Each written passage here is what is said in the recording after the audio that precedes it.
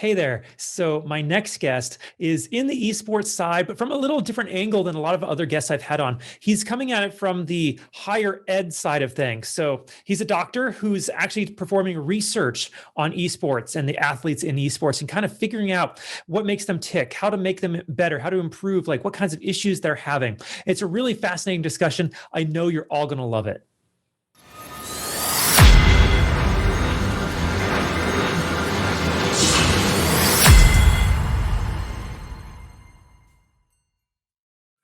Hey there, everybody. Welcome back to the Gamerpreneur podcast. I'm your host, Dr. Bradford Carlton. Today, I have a very special guest with us. I have Dr. Seth Jenny. Hi there, Dr. Jenny. How's it going? I'm doing all right. How are you doing, Bradford? It's a beautiful sunny day in Las Vegas. How about yourself? Nice and snowy in Pennsylvania here. All right. So, Dr. Jenny, I like getting this show started just right into it. So, why don't you begin just telling us a little bit about yourself, please? Sure. So, I'm an assistant professor in the Department of Exercise and Rehabilitative Sciences at Slippery Rock University of Pennsylvania, which is Western PA here. I'm a founding member of the Esports Research Network. I'm on the editorial board of the International Journal of Esports. In 2018, I co-created one of the first academic curriculum focused on esports with Shenandoah University. I've done some consulting with the E-League, the TBS esports television show. I'm an advisor to the Meta Kovac 2.0, which is the FPS Aim Trainer you may have heard of. And recently I authored the textbook Technology for Physical Educators, Health Educators, and Coaches. So there's my bulleted list. Wonderful. I think I see the book back there. Yeah, exactly. It's in you got to advertise wherever you can, right? Marketing. That's right. I love it. Okay, Dr. Jenny, that's a lot to talk about, and we'll get to all of it here in a minute. But before we do that, I start every interview with a single question. So I'm going to ask you, just like I ask everybody else, on a scale of 1 to 10, 10 being high, how weird are you? Yeah, that's a good question. I have through hiked the 2,174-mile Appalachian Trail from Georgia to Maine. And if you have ever done some through hiking, you'll know that those people are a little bit not normal. So I'd give myself a 5. There you go. I like that answer. All right. Now, this is the Gamerpreneur podcast, so I do need your gaming cred. When did you first start playing video games? Oh, geez. Probably when I was in middle school. And mostly the nostalgic piece of me thinks mostly of the Sega Genesis is probably when I started really get into gaming. Okay, fantastic. And have you been able to continue to play since then? And what do you play today, if anything? Yeah, so now I've always been drawn to sort of the sports simulation genre. Now I play Rocket League and Madden, and a little bit of NBA 2K are the most common ones. I've never been like a top professional, just a recreational gamer, but more of an esports researcher, which we'll talk about. Absolutely. If you had to pick one game as your all-time favorite, which one would it be, though? It would be if you've seen Swingers, you would know which game I'm talking about. The movie. Mine is the NHL PA '93, the hockey game where you can check people and then they get just straight punch them out in that game. Well, yeah, you can punch them and then the blood comes out when you knock them down. I loved that Sega Genesis hockey game. I think I never actually played hockey in that game. It was just a fight simulator to me. Yeah, you got to be Bob Probert for Detroit. I think he was the big fighter and never lost a fight in that game. That was fun. Beautiful. Okay, let's hop over to the preneur part because you've got so much going on. And kind of before we kind of talk about what you do today and kind of the accomplishments you've made, can you give me a little bit about your professional background? How did you end up where you're at today? Yeah, so that's a long story, but I'll try to make it quick. So my undergrad is in health and physical education. I've teaching certification K through 12. I taught health and PE from the elementary all the way up to the high school. level. And then I have a master's degree from the University of Edinburgh in Scotland, focused on performance coaching, exercise science. And then a doctoral degree from the University of New Mexico in physical education, pedagogy, curriculum and instruction. And in about 2012, I started doing gaming research, mostly focused on what most people call exergaming, motion-based video gaming, and looking at to what extent we can integrate motion-based video games into physical education. And can we teach motor skills with the motivational aspect of gaming? And then when I first got my full-time teaching job in higher education at Winthrop University, my first experimental study was on one of my favorite video games, which is Madden. And I was reading these news reports, particularly about international football players that were mostly kickers in the NFL. Santos from Kansas City was one of them. And you would read that when they came to the U.S. to start to kick for these NFL teams, that the NFL coaches told them, well, you don't really need to know all the rules and everything about football because you're a kicker. However, if you want to get a basic understanding, go play Madden. All right, which I thought was great. I mean, these NFL coaches are just telling their NFL players, go play Madden if you want to learn about it. Well, I'm thinking, well, how much can you learn about football, American football, if you don't know about it? So the study that I set up was I took international college students who most of them didn't know much about American football, and I had half of them play 4 1-hour sessions of Madden, and the other half being the control group that didn't do any gaming sessions. And I pre-tested them on their American football knowledge, and then I post-tested them, and then I did focus group with the experimental group that did the gaming. And yeah, the group that did the Madden sessions increased their football knowledge compared to the other group. There was really no change in their knowledge scores on the testing. But one of the really unique things that I found was that the people who played the video game really felt a greater connection to American culture from playing Madden, because they would, in the focus groups, they talked about, now I can go to Buffalo Wild Wings, and when football's playing, I hear these people screaming and yelling. I don't really know what's going on. And so when they were done with those 4 1-hour sessions of Madden, they weren't experts in American football, but they knew that they had to get 4 downs to try to get 10 yards, and they grasped the basic understanding of it so that they could totally enjoy themselves a whole lot more in that type of cultural, social environment in the United States. And so I've replicated this study with Americans playing Don Bradman cricket. I don't know if you've ever heard of that video game. I have not heard of that one. Yeah, and if I tested you on your cricket knowledge, it probably wouldn't be very good, I'm guessing. Probably not.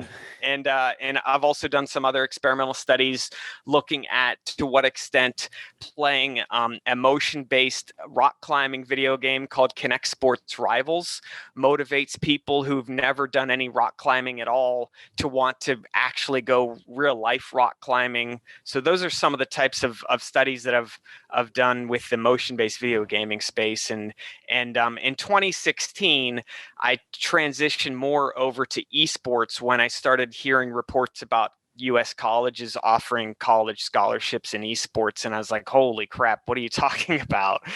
And so yeah, I started to do research and writing papers more focused on the competitive side, the esports side of gaming. Okay, that's fascinating. And what kinds of things are you finding on the esports side as it compares to regular sports? Because there's kind of this mentality that video games are different. They're just so different they can't even be compared. But is that true? Yeah, so my, I guess, most cited paper, meaning the most popular paper that I've written, was in 2017, and it was called Virtual, and then in parentheses, LY, so virtually athletes.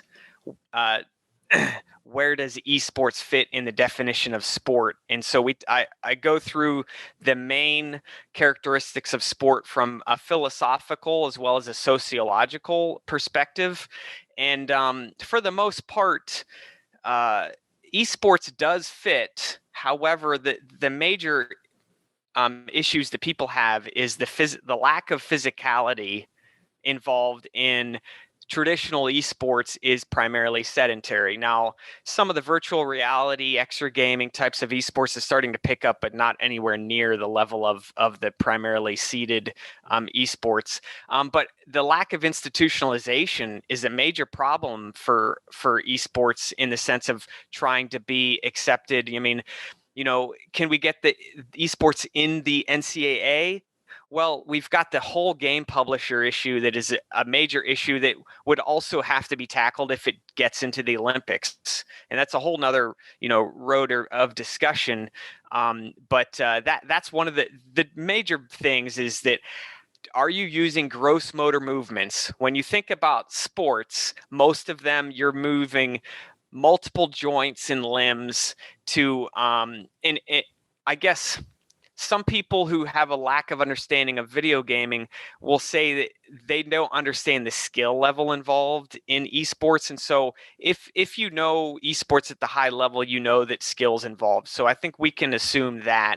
But that's where a lot of the traditional sports people have the problem is that it's fine motor movements. It's massive decision making. And so some of the comparisons that I make to that is well, what is pistol shooting in the Olympics? It is you standing as still as you possibly can and then moving your index finger to shoot the gun. I mean, there's probably more movement in esports than there is in pistol shooting. However, pistol shooting is one of the original Olympic sports, and it's always been accepted as a sport. So, we have some types of cultural acceptance because there isn't the norm of that acceptance. Certainly. And even just a couple of decades ago, chess was an Olympic sport. Yeah. And the problem I have with calling that a sport is that the way in which you move the chess pieces has no bearing on the outcome. So meaning that there's no physical skill involved in chess. It's decision making, but how you pick up the piece to move it to the other place on the board doesn't matter, but the way that you manipulate the keyboard and the mouse or the controller matters on the outcome of the game. Absolutely. Okay. Now, on the consulting side, how is it that you work with organizations and companies? Yeah. So in academia, it's interesting. There's 3 prongs to academia. There's teaching, which is obviously the courses that you teach. There's service, which is my least favorite, which is serving on committees and doing things at the local community level, to the department level, to the college level, to the university level. And then there's scholarship. And so scholarship is where you really focus in on what is meaningful to you for your career field to try to advance the field. And so that's where obviously I've latched on to the video gaming and esports, and specifically relating to health aspects of it and exercise science aspects of it. And so when you start to do conference presentations and write academic peer-reviewed papers, and you're doing those types of things, you start to get your name out there so that when some of these companies are looking for a quote unquote expert, and it helps to have a PhD at the end of your name, then they reach out to you when they're looking for advanced support on either if just recently I was reached out by a company who's created an app, and they want essentially my name probably with PhD at the end to show the credibility of a study they want to do. And so that's one angle where people will want to use your name to verify that what you're putting out there in a marketing sense is quality. And that's why in academic papers you have a conflict of interest statement. The other piece to it is where they just want your expertise because they're doing some type of development. So that's what it was more of like when the Meta was the company that started out where we were making a first-person shooter software aim training program. And so I had been doing some research in video gaming and physical education and talking about increasing your motor coordination and reaction time and those things on the higher end of esports. And so those CEOs who founded the Meta contacted me. We started working on ways to try to make that aim trainer better. And then about 6 months later, we merged with Kovacs. Are you familiar with the FPS Aim Trainer space? I can't say I've spent too much time looking into it. Yeah, Kovacs, and probably there's another company called State Space that make another first-person shooter aim training software. Anyway, we merged with Kovacs, and so now we're called the Meta Kovac 2.0. How that works, though, is interesting. This being a business entrepreneur podcast. When they contacted me, the way, and I don't mind sharing this, the way compensation works was interesting. This is new to me. So they offered me, first of all, I had to, at that time, I signed a non-disclosure agreement. I couldn't reveal anything that we were doing. At that point, people didn't even know what the Meta did. And then they offered me a portion of advisor shares to own a certain percentage of the advisor shares. And so I'm actually not compensated unless they're acquired or unless I sell my shares. And it is like one of these things where I'm like weighing, okay, well, how long is this going to last? So there was the contract was set up where I was supposed to put in a certain number of hours, on a certain monthly basis, and then I was fully vested after a 3-year time period. And so I've actually passed that 3-year time period. Other companies where I've done some consulting where you just set up as an academic, it's like, well, I just need to think about what is my hourly time worth to me, and then looking at the project and saying, okay, well, whether it's I'm going to charge $75 an hour or $150 an hour, and really your hourly rate is based upon how busy are you at that time. If you're super busy at that time, then all of a sudden your rate goes up and you're going to prioritize if they're going to pay you that. But if you're not as busy, then your rate might go down, and you sort of gauge how much time you think that project is going to take. Then when it comes to like conferences, so I've done a keynote speaking engagement on esports health at the American Medical Society for Sports Medicine Physicians. It was in Houston 2 years ago. So they reach out to me and say, hey, we'd like to fly you in to give this lecture to sports medicine physicians on esports.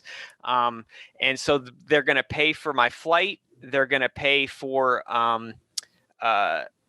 all of my food, my lodging, and then typically it's a small stipend. If you're wanting to get rich, don't go into higher ed. So the stipend is probably like $500. And that's pretty good. Most of the time, when academics are presenting at conferences, you're paying to go there to present and paying for the registration fee.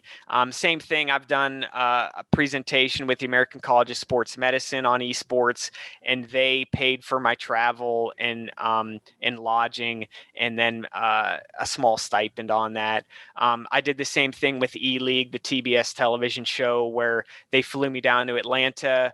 I didn't really know exactly what was going to happen when I got there. They wanted me to analyze some of League of Legends footage on sort of to show that esports is skillful. And so I said, okay, send me the footage of the League of Legends.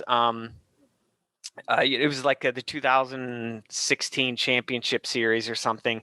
And I said, well, I need to have video footage of the player playing where I can see their hand manipulations over the keyboard, over the mouse. I also would like to have some eye tracking of where their focal vision is. They're like, oh, we don't have any of that. All we have is the play. And I'm like, so I mean, I did it as best as I could, but that's where esports needs to go if they're talking about some showing skillfulness when it comes to physicality and the fine motor movements. So, and so there for E-League, they flew me down. They paid me a little bit of money, but it was more. A lot of those things is like building up your name and quote unquote your brand, so that you get to be known. And when people are doing these Google searches, your name pops up for being known in a particular area within whatever industry you're in. So that's sort of how things are going. Again, you're not going to get super rich in higher ed. And so to give you an example, when I was at Winthrop, my oldest son was in elementary school, and the principal at the elementary school, he was a vice principal. He was just finishing his doctoral degree. Okay. So he's a vice principal to elementary school. He's like, hey, I'm thinking about getting into teaching in higher education. And I was like, that's fine. You know, just so you know, what your current salary is probably like 20 grand more than if you got a job in higher ed. And people don't realize that like K through 12 administrators get paid significantly better than just a college professor, by a fair amount, probably between $15,000 to $30,000. But the benefit of higher ed is we have typically a much more relaxed work schedule.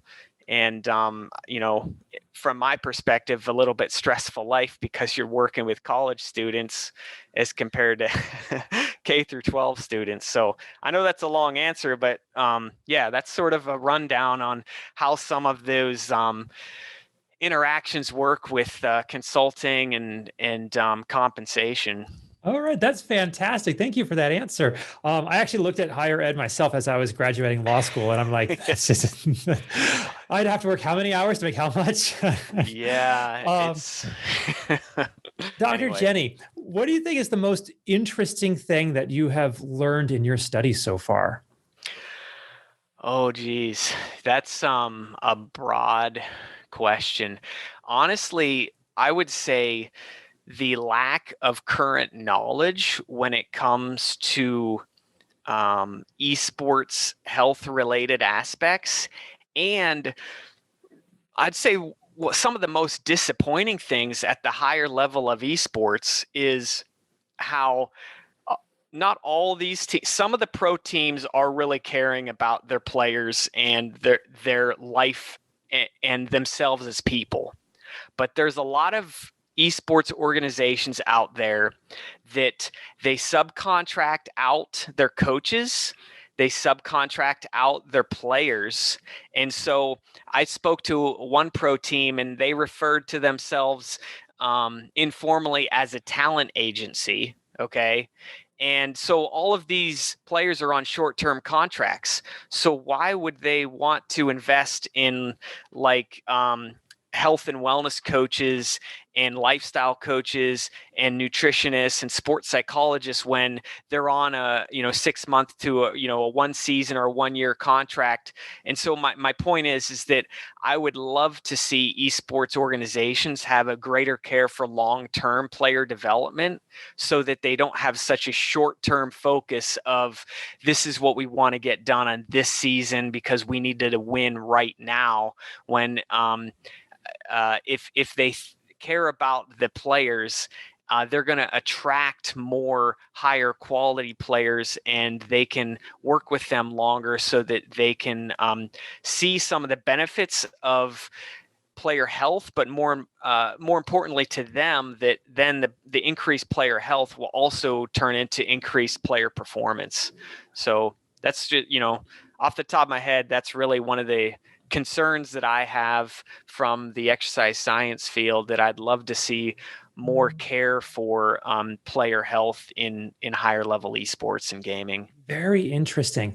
Okay, now a little bit more kind of, I guess, you focused.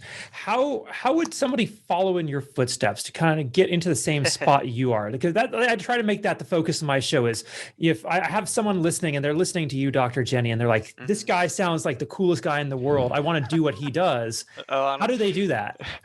Yeah, so obviously for higher ed, most of the time you need at least a master's degree. So yeah, I have people reach out to me through social media and say, hey, I want to get into esports exercise science. How do I do that? And there's obviously no esports PhD program right now. And actually, one of the papers I have in review right now is focused on higher education academic programs that are out there now, both from like esports undergrad certificates and minors and bachelor's degrees and then master's degrees. Most of them are focused on esports business, so like management, marketing, that type of thing. I would say if you're wanting to get into this field, look for master's degrees. First, get your undergrad, but then look for research-focused doctoral degrees as well, with mentors who are doing research in esports. And really, one of the best resources I would recommend would be going to, there's I mentioned I'm a founding member of the Esports Research Network. If you Google that, you'll see their website, and they have a list of all their members. And those members are all around the globe, across all the continents. And so I would look at where they teach, and then potentially look at what programs are offered at their institution. And as long as it relates to the area of gaming that you're wanting to get into, then reach out to them, email them, and see about how doctoral and graduate work could work out for you. The other thing I'd recommend is, student debt is this major issue right now, right? And the Democrats want to just give the education away to everybody. So I would say my doctoral degree, I had a graduate teaching assistantship. So I taught higher ed classes to undergrads while I was working on my doctoral degree. And so I would strongly recommend looking for a program where you can get an assistantship that will pay for your tuition while you're doing your higher ed program, because you're going to get teaching experience. And some of them are research assistantships. So you could do a research assistantship. So you're going to get that experience while having your education paid for at the same time. And so you just have to do a little bit of digging and connect with people. LinkedIn is a great option. I'm also part of several different Discord channels that are focused on esports education and research. And so I'd recommend getting involved in contacting people that way too. All right, wonderful. Now, you said it was about 3 years or so ago you started kind of down this path of esports? Yeah, about 2016. Yeah, about gaming 4 or 5. around 2012, esports 2016. Yeah. Okay. If you could go back to, the day you got your I don't know what color your robe was when you walked across that stage for your doctoral degree. Yeah. You had black. I was purple. Oh, okay. You walk across that stage. If you could go back, you could talk to Dr. Jenny back then, and you could kind of advise him of how things are going to go in the future and like where you're going to end up. But there was like one piece of advice you absolutely had to make sure you could tell yourself back then. What would you say? I would say prioritize your time. And I think when you're going to get a lot of people, especially in esports and especially in esports medicine, people want to get free consulting from you, all the time. And you might get this as well. And you have to figure out, is it worth my time or not? And what's the angle in it for me? Am I going to get a long-term benefit? And when it comes to scholarship and research, I started out doing research. I was a collegiate distance runner. So I ran cross country and track, NCAA Division II. And so I started out doing some research focused on the humanistic coaching philosophy. So how much do coaches care about developing their players as people, not just athletes? And I realized that nobody wanted to give me any grant money for that type of research. But when I started doing technology-related research and video gaming research, now all of a sudden, that's sort of like it was trending. Esports blew up. And so when I was applying for those types of grants, people would hand me the money for it. And so look at what's an emerging field where you can be an expert and focus and prioritize your time on extending out projects that relate to that, and don't do everything when somebody comes to you and says, hey, I'm doing a study on weightlifting for gymnasts. Don't, if it's something that's going to take a lot of time, then back off and say, well, I'm working on these other projects. I think the other thing is that know who are the productive people that you're working with. And, I've certainly written papers and done research projects and different things with people. And once I finish that project, I tell myself, you know what, I'm not working with that person again, because they're not responsive. They don't have the same amount of urgency that I did when it came to trying to get stuff done. And so you sort of figure out who are the people that you can surround yourself with that are going to work as hard as you, but then also fill in the gaps of weak areas. So one of my weak areas is I'm strong in research methodology, and I'm strong in qualitative research. I'm not as strong in statistics. And so anytime that I do a quantitative related study or a mixed method study, I always seek out somebody that I can trust who's a statistician, and I bring them on board, and then that I'm making sure that I'm surrounding myself with that skill set that I need to improve upon myself, but I don't really, So those are some of the main tips that I have. All right, beautiful. Now, my next question's a little more personal. And you see, Dr. Jenny, I believe that we learn the most in our life from our failures, not necessarily our successes. Because when you fail, you have to figure out what went wrong in order to be able to get past it to succeed. Whereas when you succeed, the first time I won, right? You don't have to really look at it. So I'd like to ask you, what do you consider your biggest failure in life, and what did you learn from it? Oh, geez. Oh, that's a good.